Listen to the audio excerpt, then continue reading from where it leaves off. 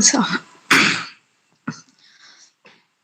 welcome everyone. Thank you for joining us for today's webinar. I am Divya, an admin of Maitri Multi Specialty Hospitals at Vanapati. It is a great pleasure for me to introduce our speaker today, who is going to talk to us about his professional path that is from Adipati to America. Mr. J. Pillai is a board certified pharmacotherapist specialist in advanced cardiac life support. He has license active in Nevada and California.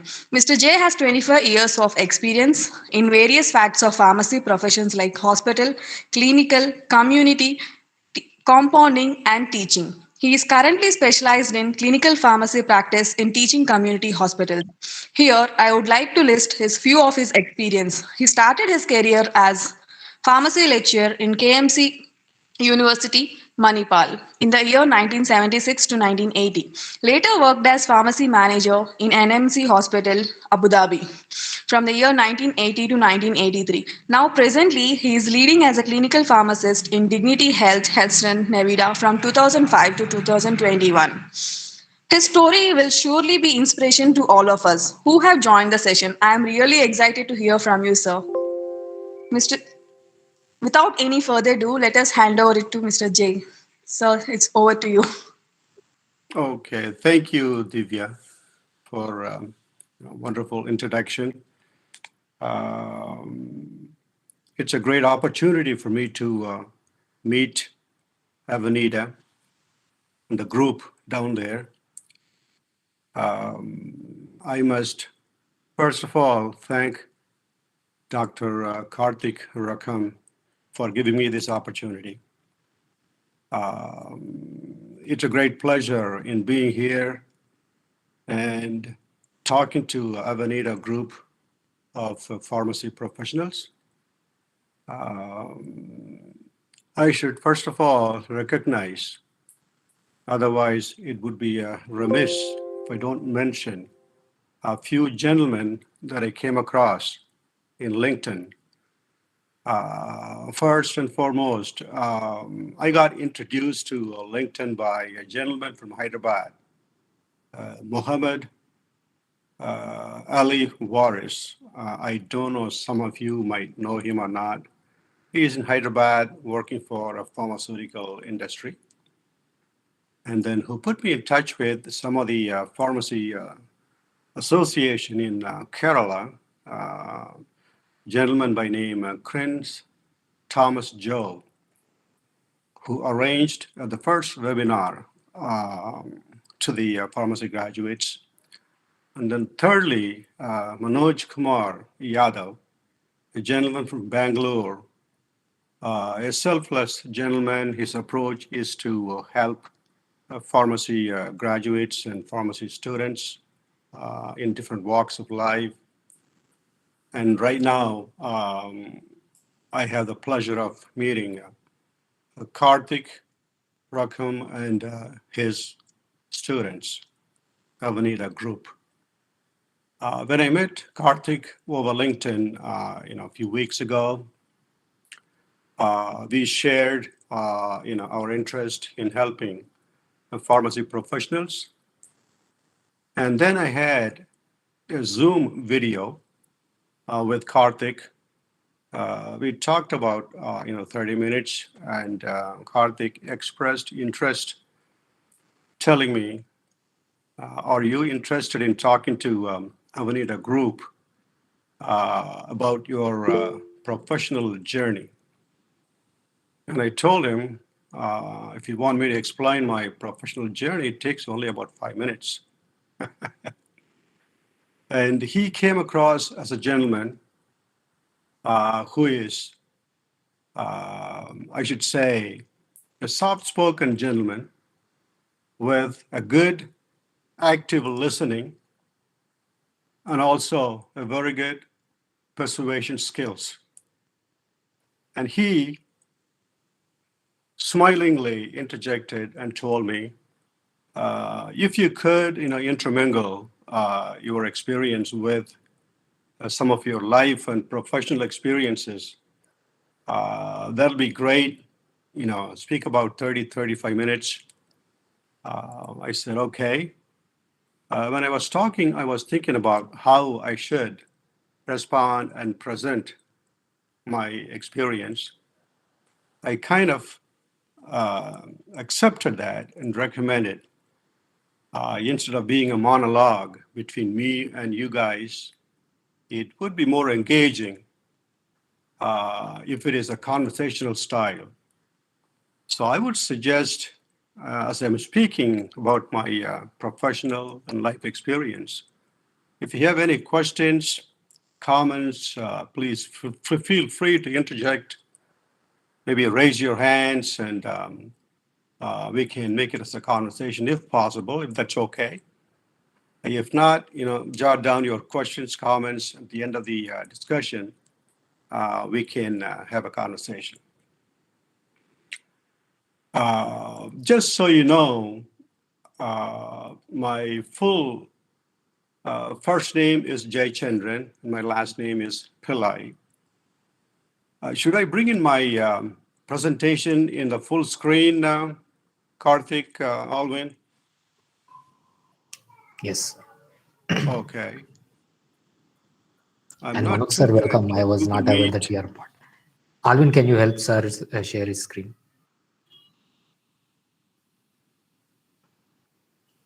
Present your entire screen. Let's see, I have to minimize it.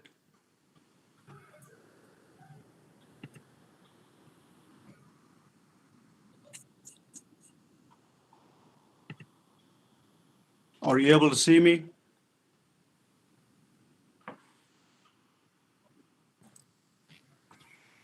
It's not.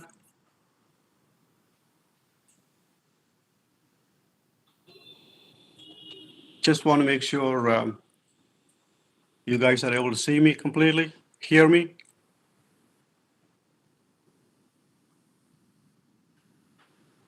Oh, excellent, excellent. Thank you. Yeah, I was telling that my first name is Jay Chandran and last name is Pillai. I'm originally from Tamil Nadu, a small, tiny village near Madurai. Yeah, I'm sorry.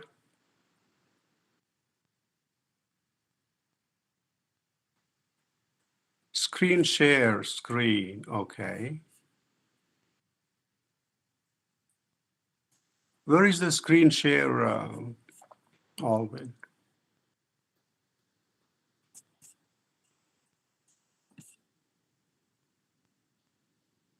We go back. Where is the screen share here?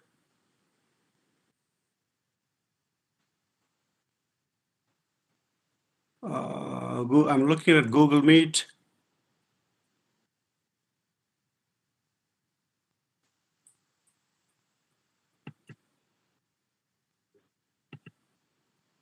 It says present your entire screen.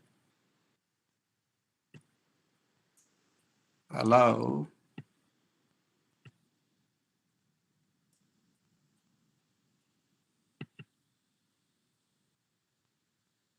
Are you able to see me now? Is it good? Excellent, excellent. Thank you so much. Apologize for the little, you know, ignorance on my part. I've been using only Zoom and WebEx Team, and Google Meet is something new. And Alvin was actually helping me testing it out a couple of days ago. Yeah, let's continue my conversation with you guys. I'm originally from Tamil Nadu, a village called Andipati. It's about 60 kilometers from Madurai, I think. Alvin has also lived in Andipati. I think he's lived in Madurai. He must be familiar, and some of you might have heard of the little village called Andipati. My first name was actually abbreviated when I came to New York City. My professor tried to pronounce my first name, and he was not able to do a good job. He asked me, um, can I pronounce you with the first three letters, J-E-Y? I said, why not, sir? Oh, that's okay. That's not a problem. And he explained me the reason. If you insist that you go by the full first name, the first name is going to be slaughtered pretty much on a daily basis by different, people, different origin, different dialect, uh, different accent, particularly New York City, which is a melting pot. That's how my name became Jay Pillai. And the topic that I suggested to Karthik is Jay's professional path from A to A, from my birthplace, Antipati, to America, where I do live right now. Um, I was actually born and raised in the small town, small village, I should say. Now, probably it's grown up, and graduated from high school. I went on to do my pre-university degree near Madurai. Usually, those days, we have to do 1 year pre-degree before we get into college. Um, then what happened when I finished my PUC, uh, I was not able to decide as to what I should do for my future. But I had some idea whether I should become, somebody in the society with some good earning skills, with a good job and good, degree or something. But to be honest with you, I wanted to become a pilot. That's my first and foremost preference for the Indian Air Force. Number two, my preference was to become a journalist for one of the English newspapers, Hindu or Indian Express. But ended up being a pharmacist, earning B Pharm and master's degree in industrial pharmacy and PharmD and some certification from the BPS, Board of Pharmaceutical Specialties. There are some titles, degrees, and all that. Avenida has put me doctor in front of my title. That's fine. But if you don't mind, if you feel free, call me just Jay. That'll be good. That's fine because I go by Jay. No need for titles or degrees. When I went to PUC, then, like I said, I could not decide as to what branch of education I should go into. When I told my desire to my family, I would like to probably become a pilot for the Indian Air Force or to become a lecturer. Sorry, to become a journalist for one of the English newspapers. And my first eldest brother responded by saying, Jaya, they call me Jaya in my family. You got the weirdest desire, how do you become an Indian Air Force pilot or a journalist? You got to do some degrees so that you can make some money and a living. And he's a learned man. He has a master's degree and he was very good in English. He will speak to his fellow teachers in English that I really wanted to emulate. He told me, hey, Jay, have you heard of this expression? A beggar cannot be a chooser. That's what he told me. And he was not very encouraging, probably for some practical reasons. But now I'm able to move from Antipati and settle down in Nevada. So I would like to probably tell you guys, don't ever let anyone tell you what you can, what you cannot do. It's only you who can find what you can do. So you just look deep in yourself and unleash your potential. After finishing up PUC, I have to do something. And my second brother, Ravi, he still lives in Andipati, retired pharmacist. He was finishing up his PharmD program, not the PharmD, D-Pharm, Diploma in Pharmacy program, which was quite famous those days. And he told me, Jaya, there is a B-Pharm, Bachelor in Pharmacy program in Madurai. Why don't you do it? Because once you finish that, there are good job opportunities like drug inspectors, or you can go to the pharmaceutical industries and get a good job and make a good living. I kind of asked him, Ravi, what about instead of going for a bachelor's in pharmacy, doing 4 or 5 years, how about going for doctors, MBBS? And he again laughingly told me, hey, you may not be able to get the admission because those days bribery was very prevalent. We cannot even get admission because you got to pay all this money, to the politicians. And number two, and we may not be able to afford to give you financial support over 5 years program. So then I silently remembered what my eldest brother told me. I'm not in a position of strength to choose what I want to do.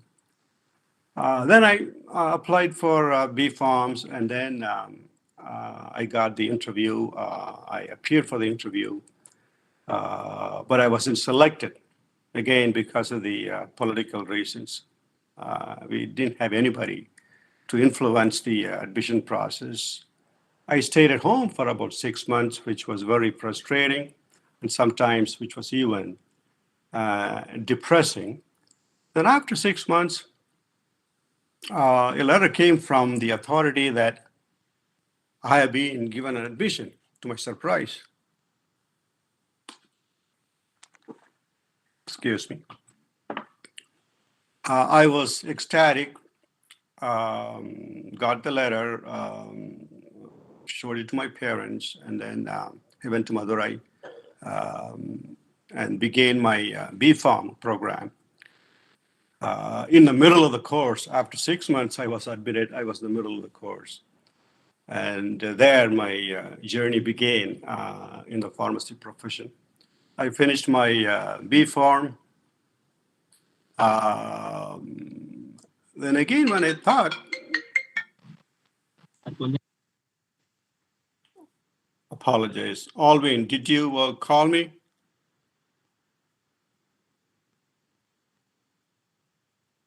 I'm sorry. Alvin, is everything is good?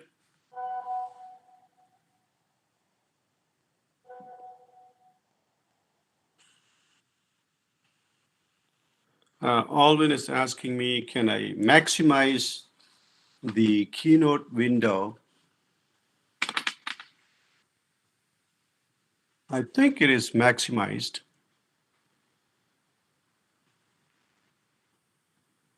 Let me see.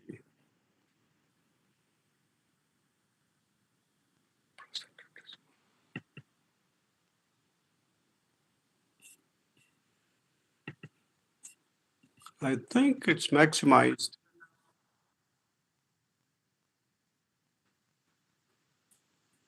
Where is it, Alvin?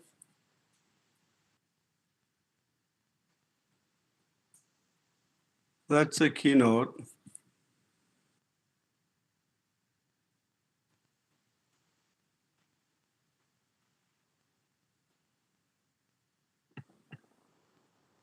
Is it good? Sorry about that. So far, you were able to see me and hear me? Okay, I got it. Thank you so much. I apologize for my ignorance on Google Meet. Where I was at the completion of my B-Pharm degree, and I had great hopes that I will get a wonderful job and I can go with my life. And at the time, again, there was no jobs at all. I tried to apply for a government drug inspector job, applied for many industries, and I did not get wonderful responses. Again, I was pretty much frustrated and angry at the state of affairs in India because there's no jobs, pretty much. And I don't have to tell you guys, some of you graduated and have difficulty finding jobs. I was in the same position as yours. And one day, a letter came from one of the hospitals in Coimbatore. It's called a Sri Ramakrishna Hospital. It was being built very new, and they needed a couple of pharmacists. It's a big hospital. Right now, it's a very big institution. Alvin knows about it because he lives in Coimbatore. Probably Karthik travels to Coimbatore. He might have been exposed to that institution. I was the first pharmacist. It was actually a job that was meant for diploma in pharmacy candidates. I took it up because I needed a job. Reason being, because I got to get some jobs and land on my first stepping stone, and that was it. I was there for 1 year. It was my first job that I did not put it in my resume. The very first job as a pharmacist in Sri Ramakrishna Hospital. Then after about a year, I had the opportunity to go to Manipal. And I was given a job as a lecturer in pharmacy. I thought that would be a very good job because Coimbatore job was paying me something like, I believe, 400 rupees at the time. In Manipal, it was $750, pretty much double. I was pretty happy. When I went there, I was able to barely speak any English. I was good in English writing and reading and making some small conversation, but I am in a position where I got to give a lecture on a daily basis, both for medical students and pharmacy students, because students come from different part of India and also from Malaysia, Singapore, and other countries as well. So what I did, I practiced speaking English, rehearsed, and then the students appear to have liked my teaching methodology.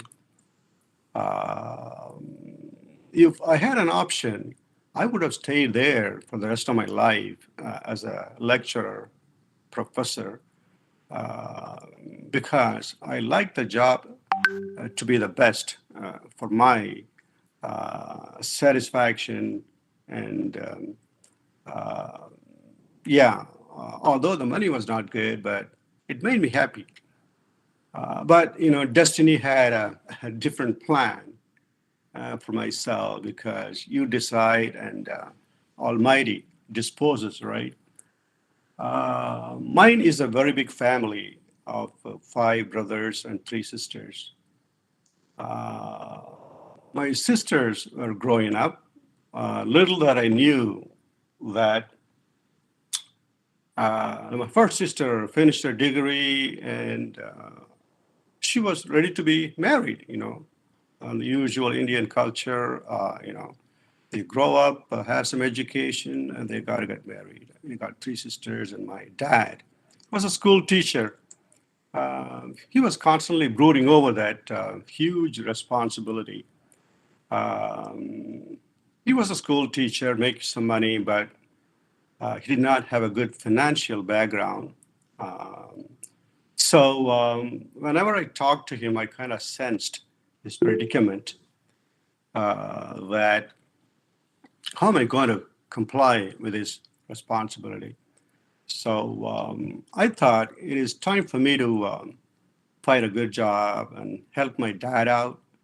Then I started applying for different universities, hospitals all over the world. Because in India, it is difficult to get a good job, let alone a job that makes you good compensation. So I had to find some other means of making more money. That's when I had to move to Abu Dhabi. I was in Manipal. teaching. I was happy, but I had to make a change. My roommate in Manipal, who came from work, he's the dentist. He was teaching in the dental college. He told me, Jay Chandran, there is a gentleman in Valley View. He's looking to hire a pharmacist for Abu Dhabi. Why don't you go and meet with him? So I thought that's a good opportunity and went and met the gentleman and talked to him. And he kind of liked me and he hired me immediately. And the next month, I flew over to Abu Dhabi and joined a new medical center.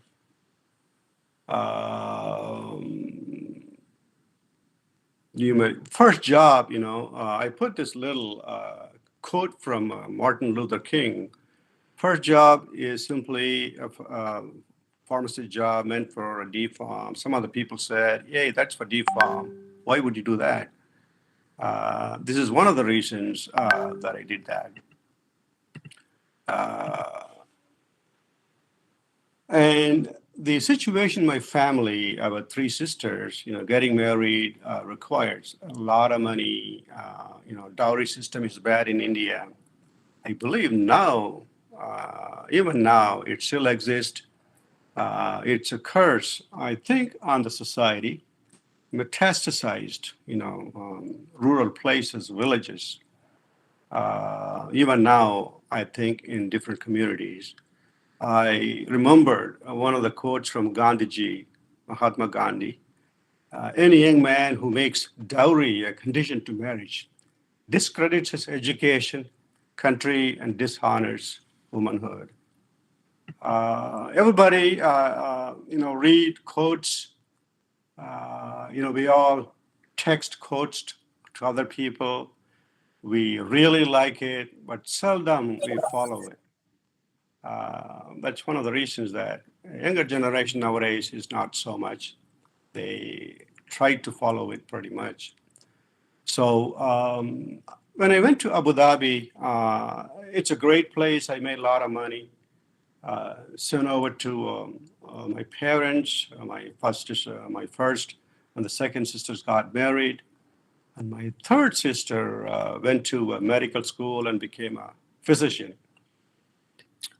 I was working, making good money, but I felt some kind of emptiness in me in terms of my long term goal in the future. I made money, but money did not make me happy. I think money is not everything. So I wanted to do some kind of higher studies more than be farm. Again, it's my roommate. He is a gentleman from Pakistan by name Tariq.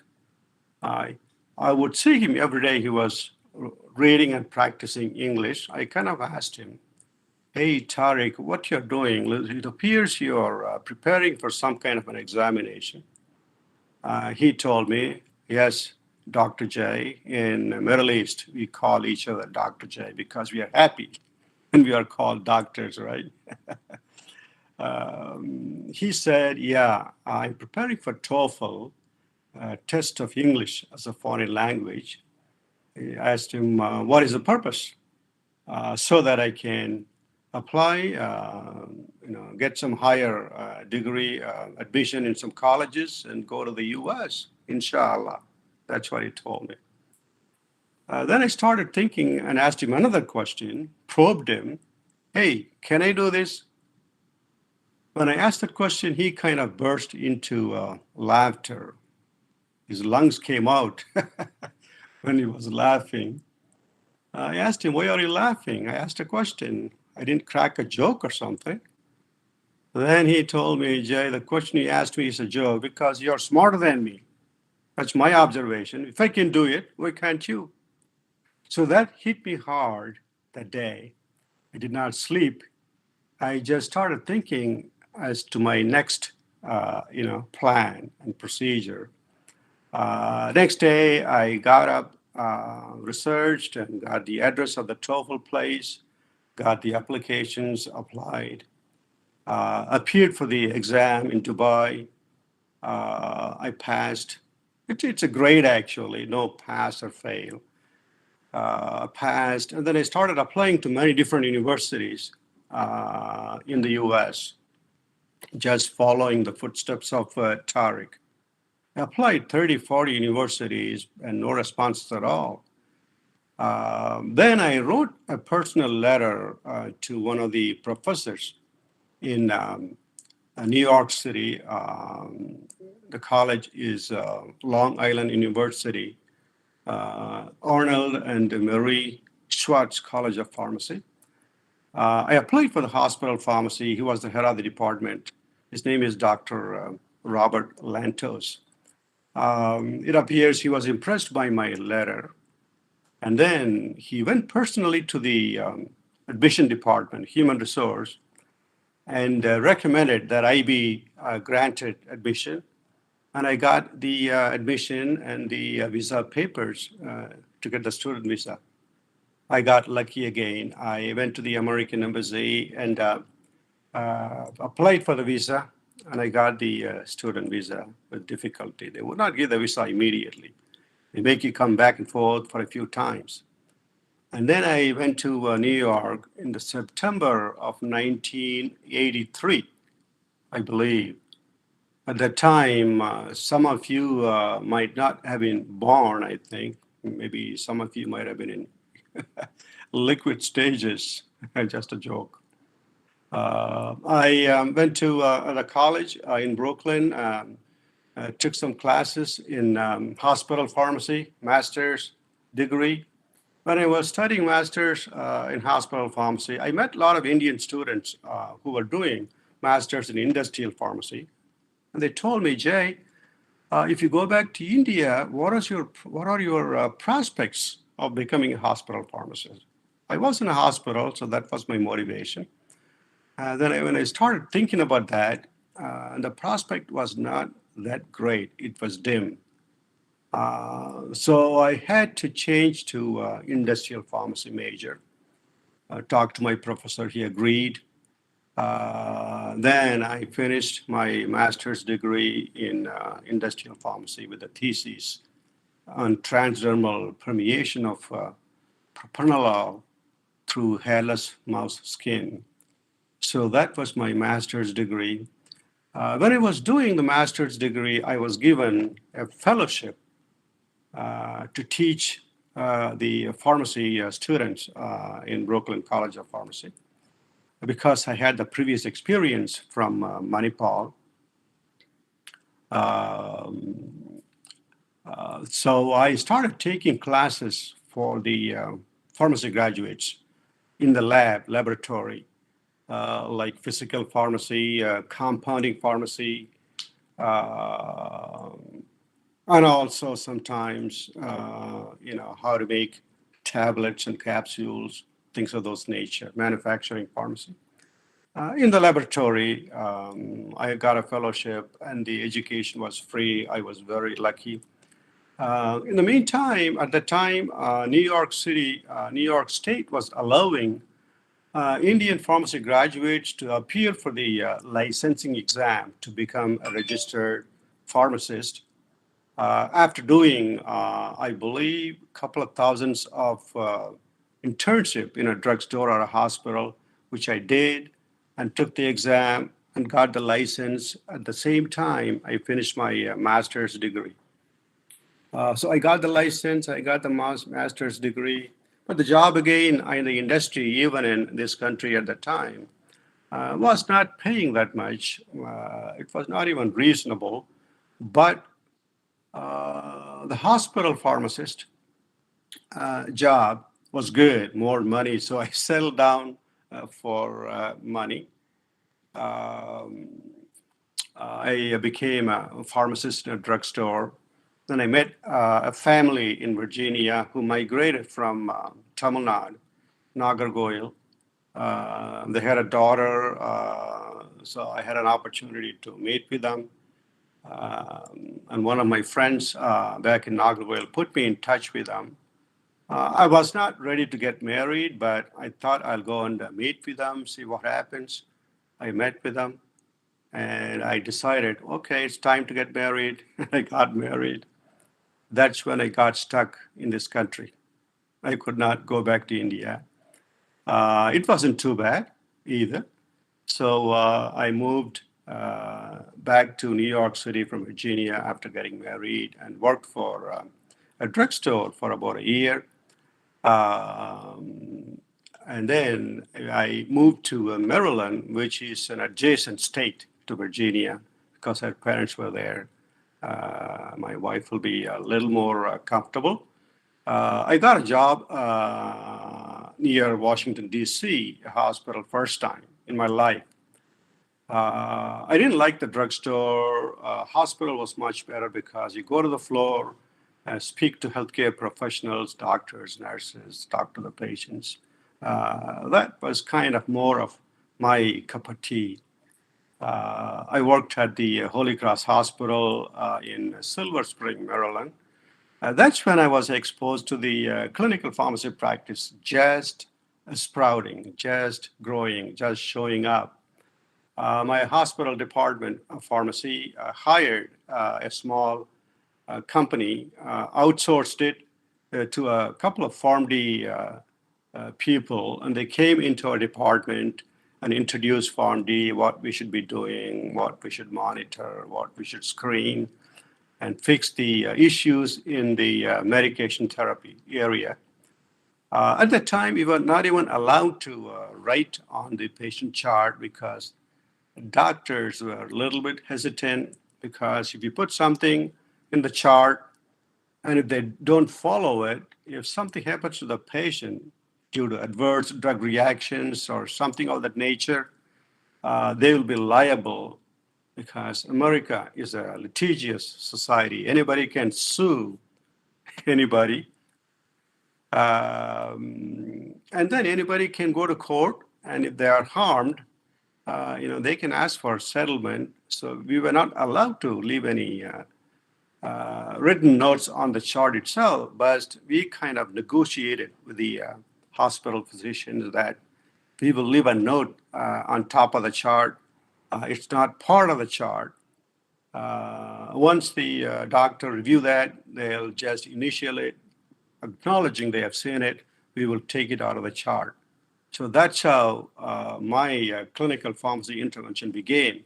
The first intervention was with a doctor who was treating a patient with asthma, chronic bronchitis. He had a very severe respiratory reaction, started wheezing. The doctor put him on theophylline drip. Those days, theophylline is quite famous. There are oral dosage forms available. I think in India, they even prescribe nowadays theophylline tablets, I believe. I was kind of reviewing the chart and looked at the levels that he was taking in the infusion. So we are supposed to monitor the theophylline levels. You all know, some of the pharmacy graduates, some of the students, the theophylline has a narrow therapeutic index. You got to maintain the range of the blood concentration between, I believe, 10 to 20 microgram per milliliters. And he was, I believe, pretty close to the normal range of the therapeutic range, which is 18 or 19. So the doctor happened to be there. I was not very good at communication skills at the time because I was pretty new to the hospital setup. I kind of say, Doc, good morning. This patient has got a theophylline level of 19, getting close to maximum range of the therapeutic range. You may have to probably reduce the rate or stop it. He looked at me, and I don't think he liked my intervention. He simply said, okay, I'll take care of it. At least he wasn't rude. So I left the floor, and then before I went home, I called the nurse taking care of the patient. kind of alerted her, informed her, hey, this patient is on the infusion drip. Did the doctor reduce the drip by any chance? She said, no. Then I kind of told her, you might want to watch the patient because she's in a night duty shift. I told her, educated her, just watch the patient reaction. If you show any signs and symptoms of nausea, vomiting, things like that, you have to alert the doctor because theophylline level is slightly going up. It has to be reduced. And theophylline toxicity, if it is extreme, it can manifest into, you all know about this, like metabolic acidosis, metabolic disturbances, sometimes tachycardia. In severe cases, a patient can develop extremely dangerous arrhythmias and even death. And what happened that night, patient appears to start showing some symptoms because drip is running continuously for about another 12, 14 hours after my shift. And patient complained of nausea, vomiting, and some kind of a palpitation. And the nurse remembered my alert information to her and appeared she called the doctor, explained that, and also probably mentioned that I called her and asked her to watch the patient. And next day morning, little did I know, the drip was stopped, and they have ordered the level once again to monitor whether the level comes down after about 24 hours to 48 hours. Of course, patient was treated for nausea, vomiting, and the patient was okay. That was my first intervention. Then I was there for 5 years in Maryland. I had a great experience in the hospital setup. It was a lot of snow down in Maryland. Up north in the U.S., you get a lot of snow. Down in the south, less snow or no snow. I looked at the map of the U.S. and I saw Florida down below Maryland, about probably 900 miles away. No snow, nothing at all. Weather is similar to India, tropical. So I applied to some other hospitals, appeared for license, got the license from Florida, went over to Florida to work for a hospital as a hospital supervisor. I was there for probably a year, and the hospital was good, but that hospital had 120 patients, only two pharmacists, and I could do a very good job as a supervisor. So I was kind of frustrated again. Then I applied to different places, and I got an opportunity in Merck company, right, the pharmaceutical company. They had a prescription department that they fill and mail the prescription all over the country. So I was hired as a counseling pharmacist to patients who calls for drug information from all over the country. That's when I had a lot of experience speaking different people in the U.S., different states in the U.S., and different accent even within U.S. New York City speaks English in a different manner than people down in the South and down in Texas. A little accent variation, like we speak in a language, even within India, right? Some people speak Hindi differently than others. So it's the influence of their mother tongue over the Hindi language. And here also the influence of my mother tongue over English. I speak a little differently than others. I had a great experience as the counseling pharmacist over the phone all the time, talking to 50, 60 people. Then I was kind of bored again. I keep moving every 5 years from place to place. And that has been my pattern in Abu Dhabi for 5 years, Manipal for 4 years, New York City for 5 years, and then Maryland, Virginia for 5 years. Now, Florida, it's 5 years. My legs are itching. So I wanted to move to the west from the east coast to the west coast. In Medco, there was an opportunity in another location in Las Vegas, Nevada, and I applied for it and got a transfer and came to Nevada. I believe in 1999, 2000, and ever since I settled down here, I did not move any further. When I came to Las Vegas, Nevada, I was with the Merck Medical as a counseling pharmacist. Um, then I wanted to get back into the hospital setup because that's where my interest was. Applied to Air Force here at the Las Vegas. There is a location, and I applied to the Air Force Hospital, and I was selected. I was with the Air Force Hospital for about a couple of years. It was too far a distance for me from where I live in Vegas. I'm in the east part of the town, which is called as the Henderson part of Las Vegas, and my Air Force Hospital was in a desert because they had to practice all the planes and everything else. So they got a huge space. And then I had another opportunity to join Dignity Health finally, which is about 5 minutes from my home. And I was there for 17 years as a pharmacist. During the period when I was working in Dignity Health, I just wanted to finish PharmD as well.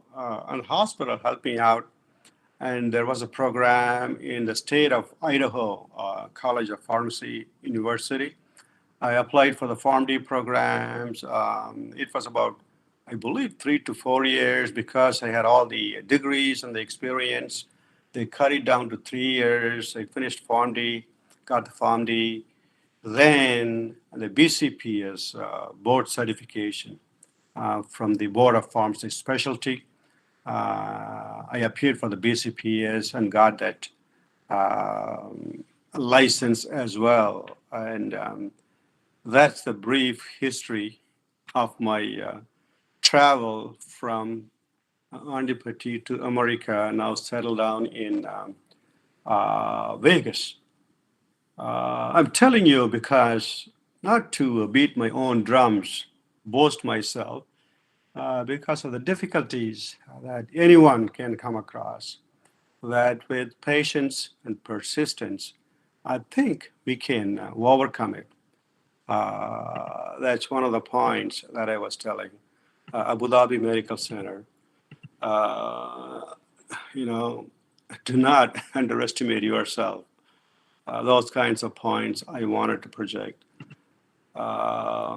So from Andipati, that's my route right now. Henderson, Nevada is my second home. Uh, Take my information for what it is worth.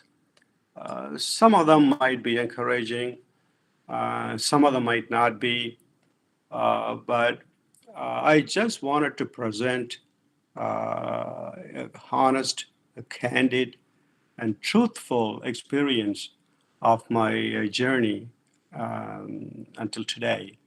I think that completes my presentation. I don't know, I have taken too long a time. Apologize for that.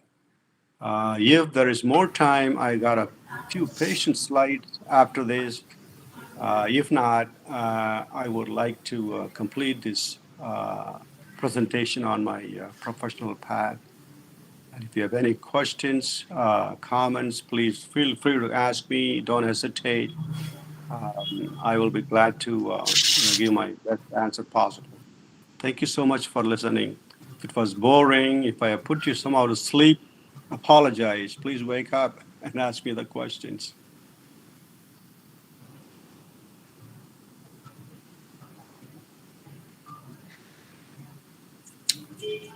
So, any questions, participants?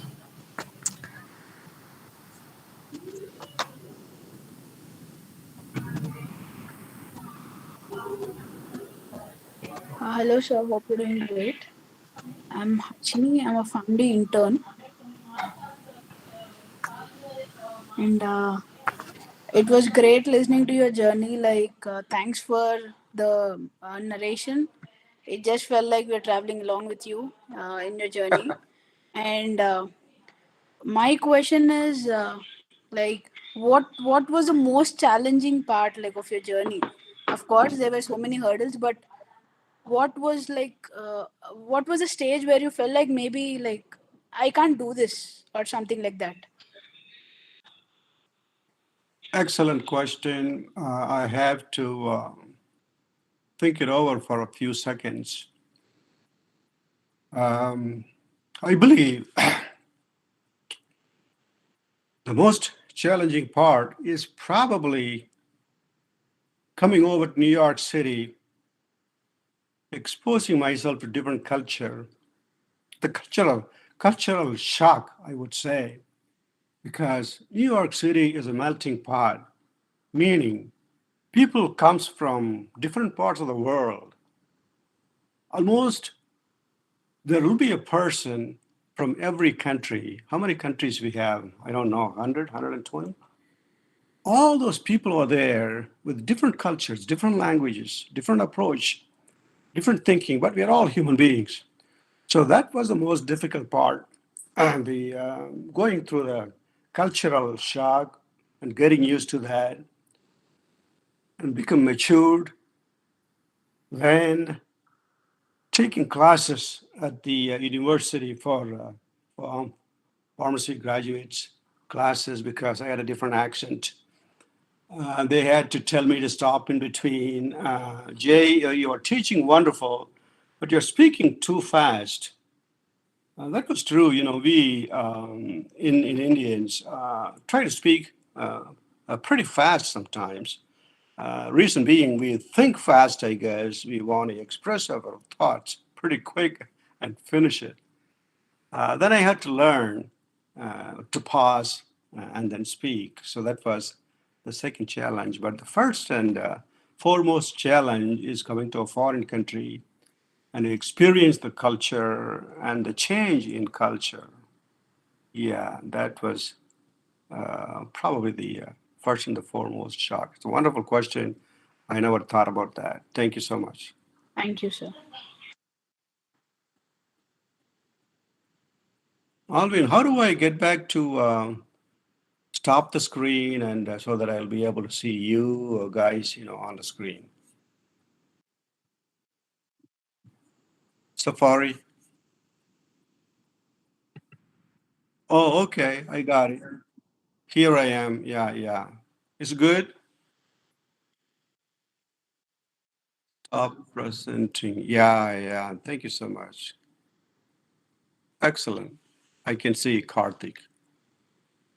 Yeah. So thank you, sir. I have a question. So a lot of students feel some kind of hesitation or resistance to connect with doctors and interact with them. So do you have any suggestions on what should they do to overcome this?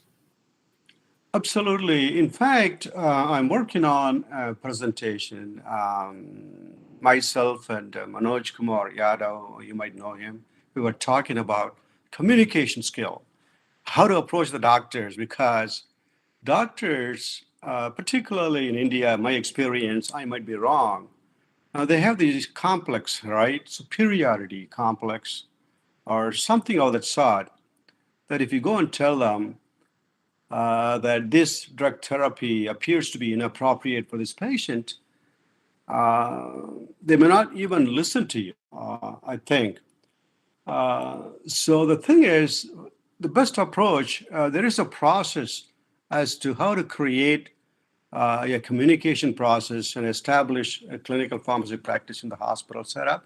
It called as collaboration, collaborative practice agreement, CPA, collaborative practice agreement, which means we meet with the medical director or the head of the pharmacy, and we got a pharmacy and therapeutic committee. There'll be such a group will be there in every hospital. Uh, it says you lost your connection network trying to reconnect. We can hear you, sir. Are We you can able see to and hear hear you. me? Yeah. Are you able to hear me, Karthik? Yes. Okay, at least you can hear me. Looks like I Yeah, we got can see some. you also. Excellent. So my screen kind of is telling me went blank and it says lost your network connection trying to reconnect. Sorry about that. In any case, you have to establish an agreement, which means you're in collaboration with the physicians. And make an agreement that the hospital committee should allow the pharmacist to review the chart and make some recommendations. It's up to the doctors to take it or reject it. And you have to establish such an agreement. Then, when you establish such an agreement,